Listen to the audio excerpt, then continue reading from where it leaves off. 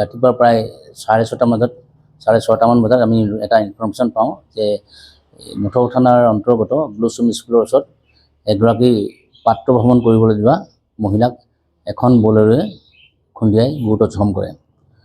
আমি ততালিকে খবৰটো পাই ততালিকে আমি যাওঁ, ঘটনাস্থলীত যাওঁ। ঘটনাস্থলীত দেখা পাওঁ যে এগৰাকী মহিলা এই গাড়ীখন বলেৰো স্কৰ্পিঅ' গাড়ীখন পৰি তাতে আছে আৰু মহিলাগৰাকী তাতে আছে। লগে আমি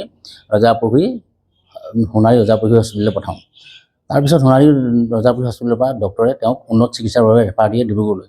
ডিব্ৰুগড়ত প্ৰায় আমি 9:30মান বজাত গম পাওঁ, আত্মীয় স্বজনে আমাক জনাইছে যে ডক্টৰে ব্ৰড ডেড বুলি ডিক্লেয়াৰ কৰিছে। ৰীণা দাস, তেখেতৰ নাম ৰীণা দাস। তেখেতৰ নাম হোমপাই কন্যাক, তেখেতৰ মন। ঘটনাস্থলী হ'ল ব্লুচুম স্কুলৰ ওচৰত। তেনেধৰণৰ ঘৰাপণ কৰা নাই।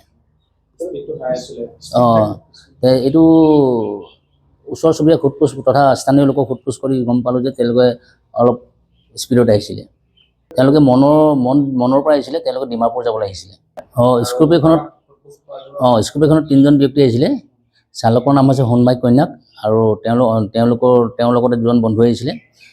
আৰু এই বিষয়ে আমি গাড়ীখন জব্দ কৰিছোঁ আৰু তেওঁলোকক সোধপোছৰ বাবে আমি থানাক ৰাখিছোঁ।